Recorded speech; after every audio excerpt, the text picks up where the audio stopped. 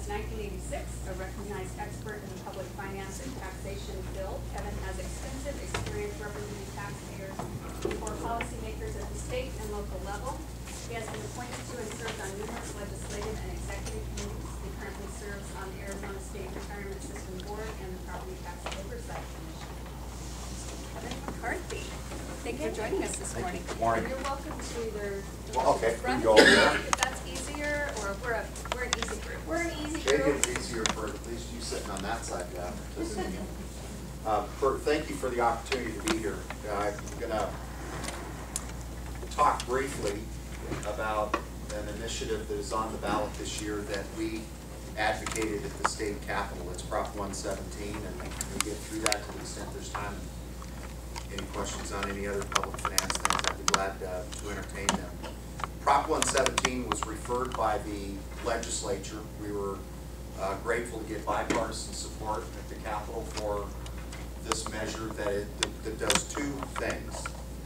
It will simplify the valuation process in our property tax system by reducing the number of taxable values from 2 to 1. And it will put in place a valuation limit, an annual valuation limit of 5%, where one does not exist now. So that's the simple 30-second.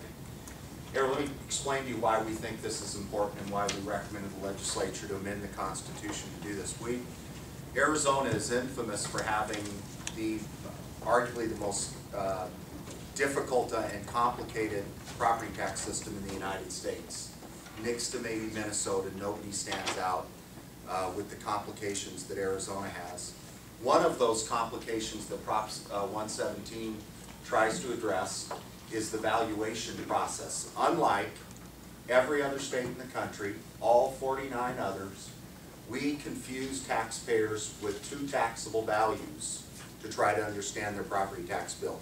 From the assessor, you get a full cash value that tracks market, and you also get a limited value that is limited in the Constitution. The full cash value that tracks market is taxable, and at some points in time in our history, those values have increased as much as 60% in 1 year on homes.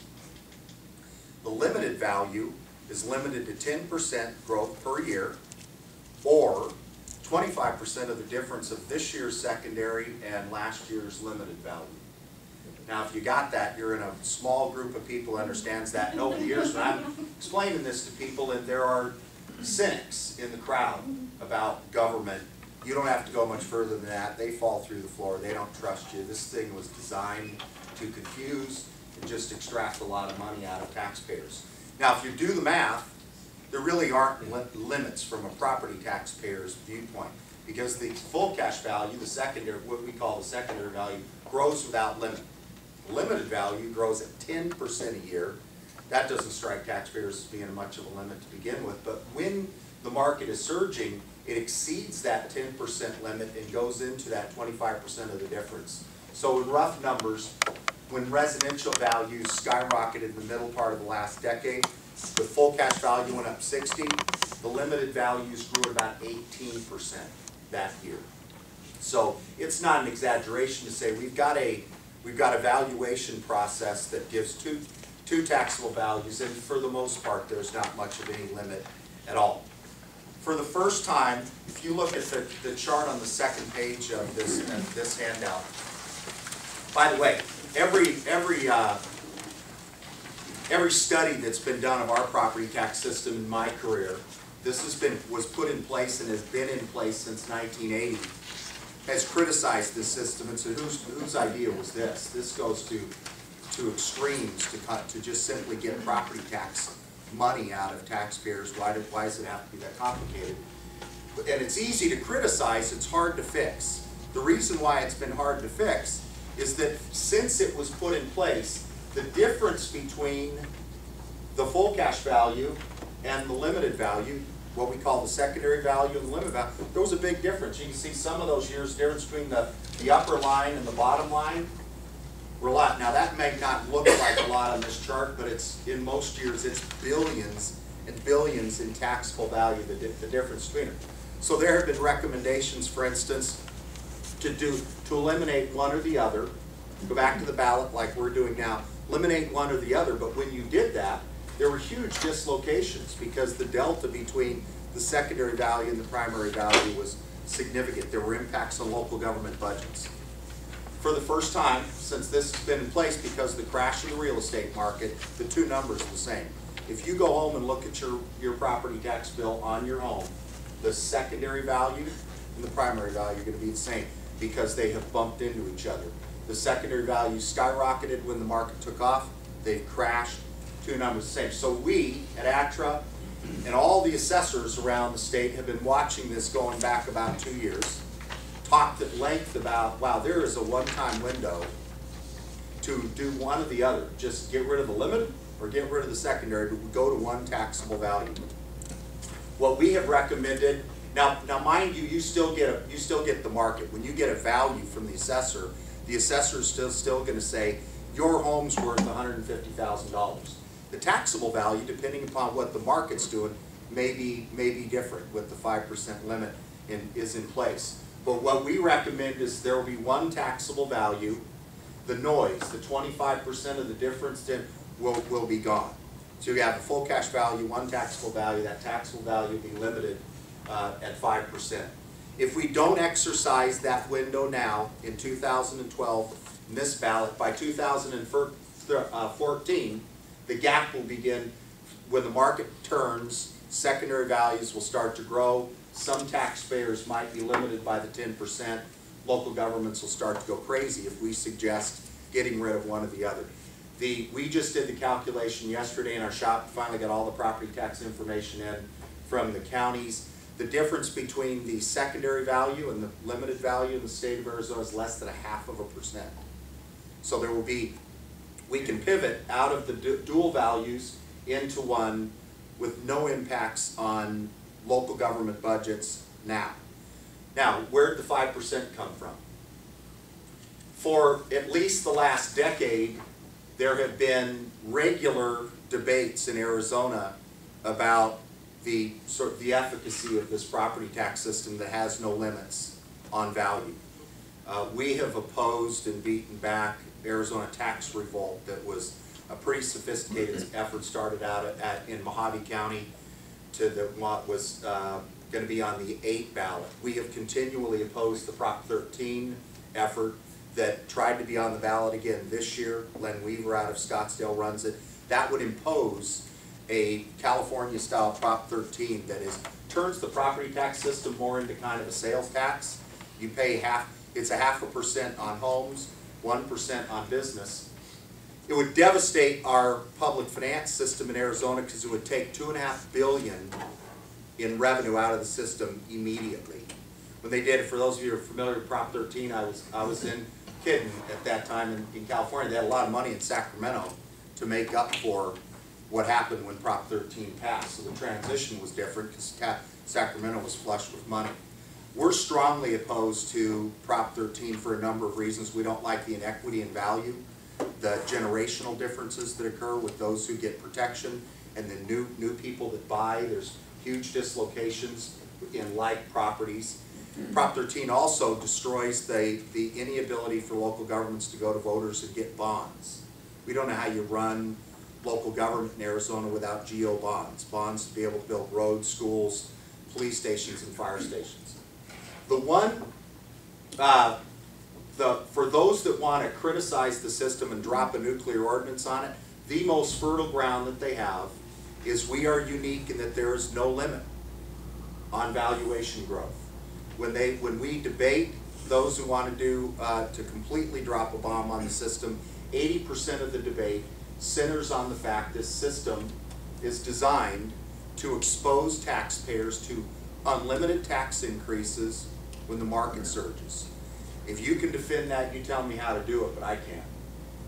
When the market surged in the middle part of the last decade, there were taxpayers in the state of Arizona, both business and residential, but primarily residential, who saw 60% increases in their taxes in 1 year to particular jurisdictions, not the entire bill.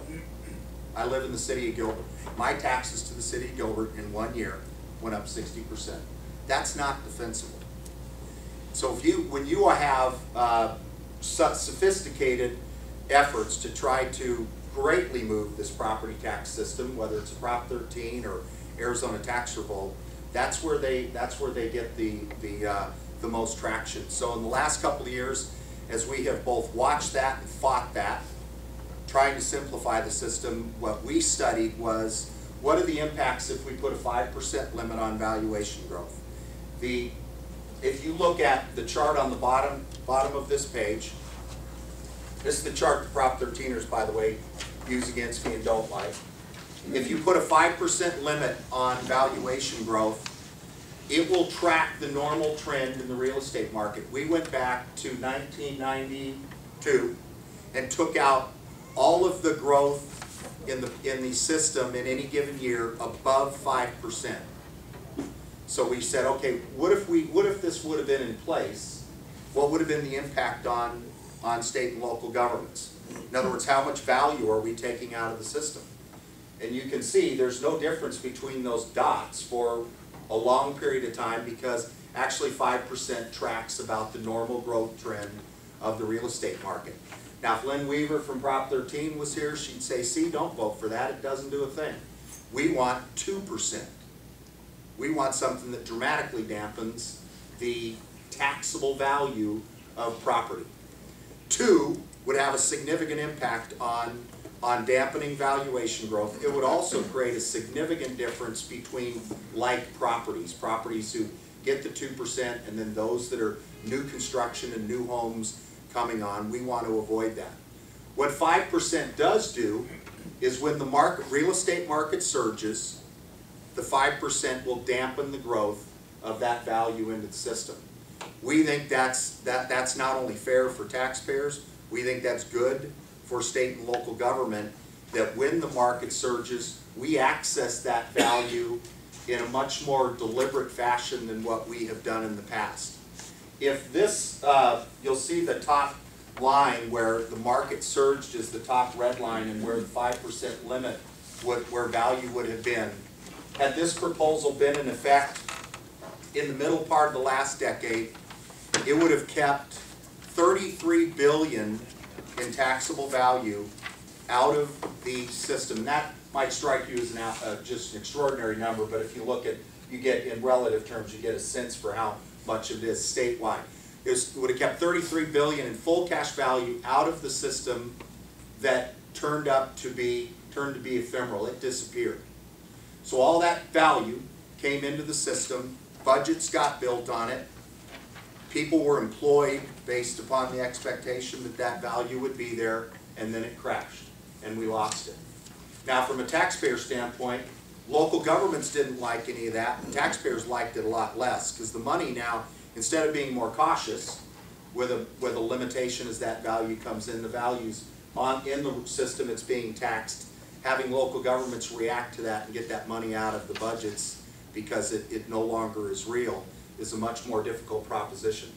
So the stability that a 5% limit will create, we think will be good. Not only obviously be good for taxpayers, but we think it'll be good for local governments. We think that it'd be good, for instance, for long-term planning, to be able to, for local elected officials doing capital budgeting, to have a good idea what the real estate market is going to produce for them is a positive thing.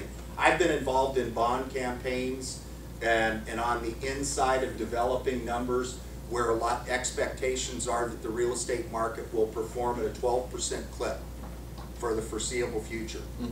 The debt plan is built on that expectation. Bonds are going, you go to the voters with the expectation that that's going to happen. The bonds are sold, and then guess what? Guess what? The real estate market, the real estate base doesn't perform at that level. Then you got to go back and explain to the voters why taxes are higher than they otherwise would be. Last point I want to make is this does not limit local government's ability to raise tax rates. There's some opposition to this from the tax consulting industry, similar to the opposition you see from trial lawyers that oppose tort reform. There's an industry in Arizona that profits handsomely off of the chaos in the system by representing taxpayers in appeals. The argument that they would make if they were standing here is, don't listen to him. If you dampen value, rates are just going to go up, and it's a game, and no one gets a shell game. Taxpayers are going to lose. What they wouldn't tell you is that even in the years when values surged, rates stayed the same. They didn't toggle down. In 150 jurisdictions in Arizona, in the year we had the greatest valuation increase, didn't drop the rate a penny. That's why we had record property tax increases. Actually, when we come down the other side, you see the influence of rates. Many local governments have left their tax rate the same and taken losses. So the rate does have an influence for political purposes. But if a local government has sold bonds, for instance, if any of you are calculating that, and they need to pay the debt service on those bonds, that debt service has to be paid. The 5% won't limit that. So there are, in some cases, just a mathematical calculation. City of Chandler has, let's say they need $30 million to pay debt service next year. If this was in effect and we were in a rapid growth period, the tax rate might be a little bit higher as a result of this being because we have dampened it in that year. And again, as the normal growth trends, I said the 5% is probably going to track at about market. With 100, as I told you the statistic, with 150, most of the time, if in a hyper growth environment, taxpayers are probably going to pay a little bit less in taxes than they otherwise would have been, because we are going to be local governments are going to be cautious about raising tax rates.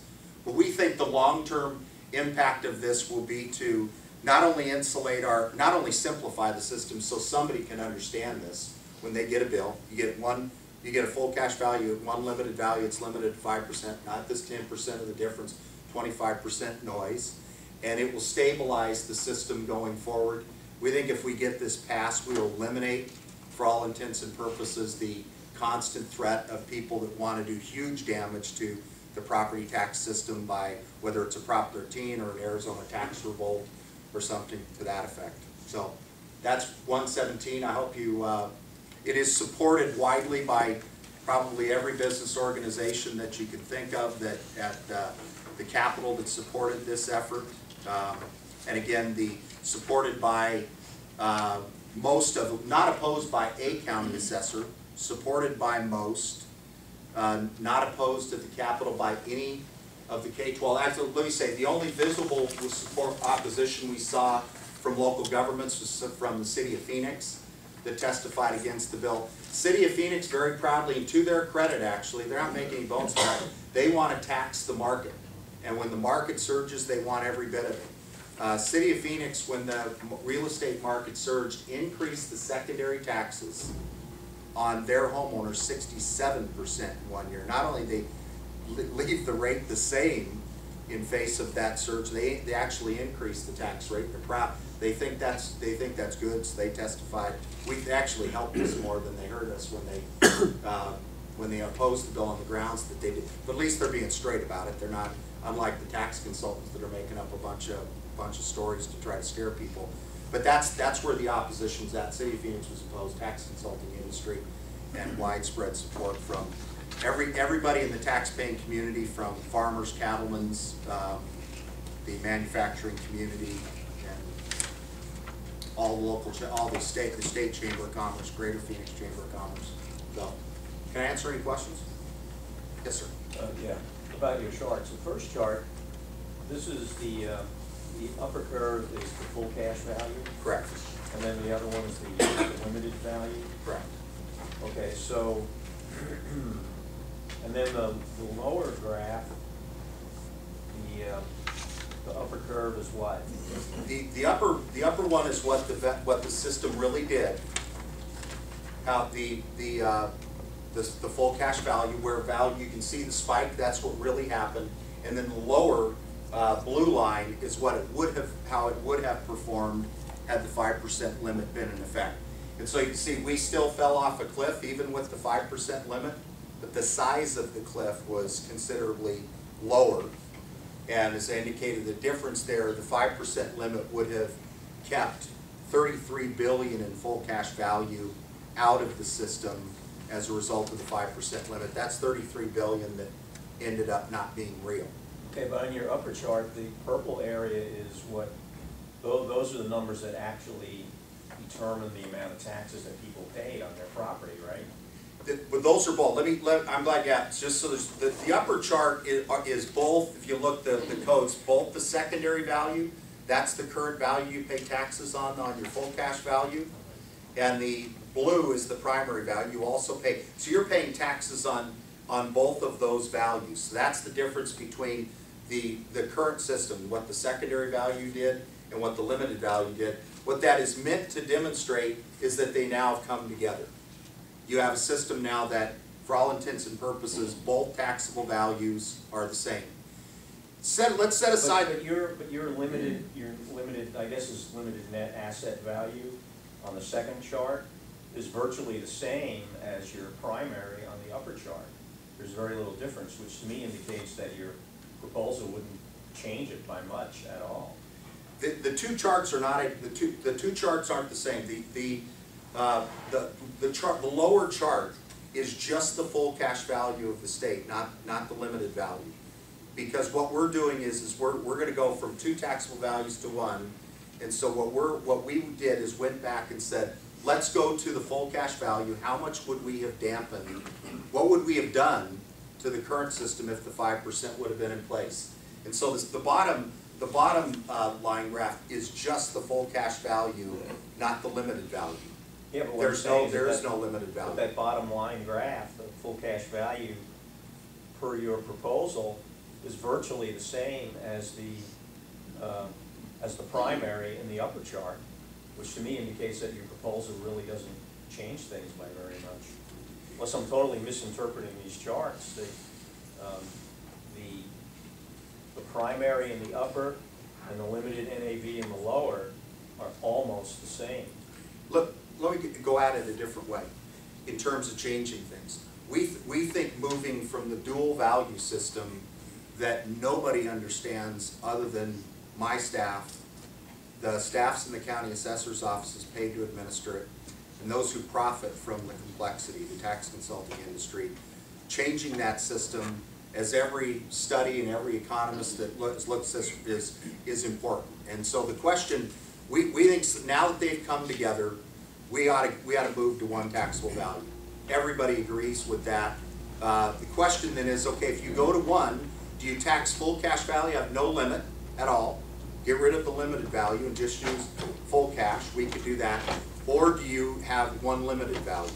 And our contention is that the limited value, in periods of rapid growth, will be good. It will dampen that value coming into the system. The bottom chart does admit that in normal times it will not have a dramatic effect on either taxpayers' taxes or the receipts of local governments, but it will have an effect when the market does surge. You have growth above that trend line, it will dampen the growth of that coming in. So if your suggestion is if you look at, for instance, the bottom one, that this doesn't do that much from the standpoint of the actual taxes that are being paid in a normal time, we'll concede that. And that's our design. We didn't want to design something like what we've been opposing, something that would have a significant impact on tax receipts. We do think that it's important when the real estate market surges that taxpayers aren't exposed to unreasonable tax increases as a result of just a valuation increase. Yeah. A couple of questions for you. Thank you for your work on it. The 5% number, does it work on the downside as well? So no. So if the it market can't. The Constitution requires all property to be valued, not taxed necessarily, all valued at market. And the only thing that you could ask the assessor to do is determine what, in his or her judgment, what your market value of your property is. They will continue to do that. When the market takes off, there will be gaps between, if we have a surge in the real estate market, there'll be a gap between your market value and your assessed value because the 5% will dampen it. On the downstroke, the Constitution wouldn't allow something that said, okay, well, what was fair on the upswing is got to be fair on the downswing, and we're going to slow it down. If the value of a home or a business is cut in half for some reason, it has to go down to the market value. You can never tax a taxpayer on a value in excess of what the real market value is, and wouldn't be fair. We wouldn't advocate something like that, but the Constitution wouldn't allow it either. And then on the upside, let's say you have a year that's 8%, and then next year is only 2%. Are the capability to fight, does it average out? Yes. You couldn't go to 8, you can only go to 5. So is it a rolling average that would happen? Or? If you have a year where the let's say the value of the market grows at 10, and so your taxable value only grows 5, you can expect, you're looking at your bill, that okay, there's a gap between my market value and my taxable value. Next year I can expect some growth. It does continue. The assessed value, the tax value will always chase market value. It's a matter of timing when that. Now, if we had a repeat of what happened in the middle part of the last decade, where it was a 60% growth in 1 year, it would take some time for that taxable value to catch that. Again, we think that's a much smarter system. We go into this with our eyes open. Now, maybe we'd see the cliff before we get there, but yes, it continues that the taxable value has to chase the market value. Additional questions for Kevin? I do have one. I'm trying to formulate the question. Okay, so the justification if the market goes up, so here's homeowners, and most of them don't move when the market goes up, now they have to pay higher taxes. And so what's the justification of that? In other words, okay, my house is worth more, I have to pay more money, but I don't get any financial benefit from my house going up, I just have to pay more taxes. Well, that's part of the reason why we think as that market surges that there ought to be some dampener on the tax exposure. Parenthetically, one of the things that several county assessors like about this, outside of the burden administratively to explain the system, they think this is going to be a lot easier for people to understand. They feel like this is going to stabilize taxpayers' taxes, and the lines in their offices are going to be half. Because a lot of people show up in the assessor's office mad just about the amount of taxes that grown. Who did this to me? And was it the school? And everybody starts pointing at it. No, it was the county, and it's the treasurer, and this will stabilize taxpayers' taxes. I would agree with you that just because the market surges, you shouldn't have a significant increase in taxes. Our system's built to control that in a lot of different respects. There's levy limits on. City of Chandler couldn't meet and just decide to dramatically increase operational property taxes. There's laws to prohibit them from doing it. Where most of the exposure for what you're talking about is on the secondary, what we call the secondary side of the system that where there's the unlimited growth in value.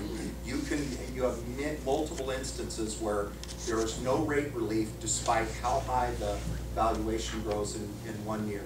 We worked with fire districts this last session to create a 3-year window to get many of the fire districts in Arizona through the chaos that's been created by the fact that there's no limit on value. We have fire district after fire district in the state of Arizona saw rapid growth in the real estate market and reacted to it. Didn't decrease rates. Some of them increased their entire levy 60% in 1 year. Went out and hired firefighters, bought trucks, did all the things that they dreamed of, and then no sooner did they get it all done, have them on board, guess what? And down the other side. They have caps on how much their rates can garner, and pleaded with leadership at the Capitol to try to provide some bridge. And so we worked on that. We've been built about a 3-year bridge to get them from where they are today and we're going to have to see where they are in 3 years. If this proposal wouldn't have been fair, we wouldn't have to do any of that. It wouldn't have raced up that real estate boom, taking all that money thinking that it was going to be permanent. Yes, so it almost sounds like what you're putting in place is to help bad planning on cities or other institutions from occurring. I mean, rather than just assuming in your last example that, oh, this 60% is going to continue, I could bank on that. I mean, it almost seems like you're saying we want to correct their bad planning from the city side, as well as don't tag the taxpayers on the other side. And those seem to be your two arguments, right? allow cities to go over a cliff because they're banking on this because they can, as well as not attacking the taxpayer by putting what they're being taxed more on a limited, but decreasing that. Is that correct? Yeah, I think it'll have an obvious effect as a management tool when everybody that is involved in local government, from a school board member to a city councilman to a member of the board of supervisors, in doing long-term planning, if they know the way our property tax system is built, is that for existing properties that are on the roll, we're not talking about new construction, the value can't increase at more than a 5% clip. If you know that, and you start building capital plans that have built into it a 12% growth rate, you're going to ask questions about how that could be. How are we going to sustain something like that if we know we're going to get no more than a 5% bump every year? We have school districts all over the state that went out to voters with huge expectations that what we were experiencing in the middle part of the last decade was the new normal, right? And now all of that value is gone. They think that they got approval from the voters to sell these bonds. They no longer can legally sell the bonds because the value that was in the system when they sold them is gone. So they're over their debt limitations. Voters don't understand why, and parents don't understand why the school's not being built that they got approved. So yeah, I think that'll go a long way towards eliminate all of it, no way, but I think it'll be a powerful management tool for property tax planning at the local government level. We have one last question over here. The lack of toggling effect with the rates when the values went up. Don't we have truth in taxation requirements? And if we do, why weren't they kicked in, or do we need to be? Where what you have on the primary side of the system, we have levy limits, we have truth in taxation laws that require some of that toggling. Again, where most of the exposure is in our system is where you have on the secondary side where there's no limit in the annual growth. And well, I'll give you examples where it is not, currently it's not clear to be illegal. It is not clearly illegal for the city of Phoenix to leave their secondary tax rate the same in the face of a 60% increase in valuations. What did they do with that money? They didn't just pay back the bondholders, they put it in the bank. To this date, City of Phoenix is still sitting on probably $300 to $400 million in taxes that, in my judgment, they over-levied during the heyday. So they extracted extraordinary sums out of it and put it in the bank. We could debate whether or not that's perfectly legal, but that's what happens. So no, there's not. And as I said, when the toggling effects are in place on the primary side in most instances, on the secondary side they are not. They're not going to be put in place. I can't advocate for legislation that says that as values go up, the bond levies for local governments have to go down. The bond levies have to pay back the bondholders. So you can't put a limitation on the amount that cities, counties, schools levy for debt service, or we would never sell another bond. So you have to allow some freedom in that environment for them not to abuse taxpayers. But yeah, that was one of the areas where they took the opportunity to levy more than they should. And Patrice, I apologize, I missed her. I got a comment and a question. Well, first of all, you said that Phoenix raised their rates. I don't recall that. No, levies. My understanding of Phoenix is their rate is fixed. So right. in the good times they collect more, in the bad times they collect less. They just don't. Tried to pivot out of it when the bad times came. But no, I did not say they raised the rate. I said they raised the levy. okay. So yeah, their policy has been to have a fixed rate, and I'm not here to defend Phoenix, trust me. But I have another question. I just want to clarify that that's been their policy, and so they get a lot of money in the good times, they get less in the bad times, and that's just been their policy. But on another proposition, if we could jump to Prop 204, just quickly, ATRA's policy on that, and that's the Quality Education and Jobs Initiative. We're opposing it. Or is that, Actually, I was gonna wrap up with that final question, so I'm Okay. glad Patrice asked it, Okay. because our committee, just so you're aware, will be reviewing the ballot propositions right after we wrap up here. And so I noticed that you are opposing it, and it's noted in our recommendations.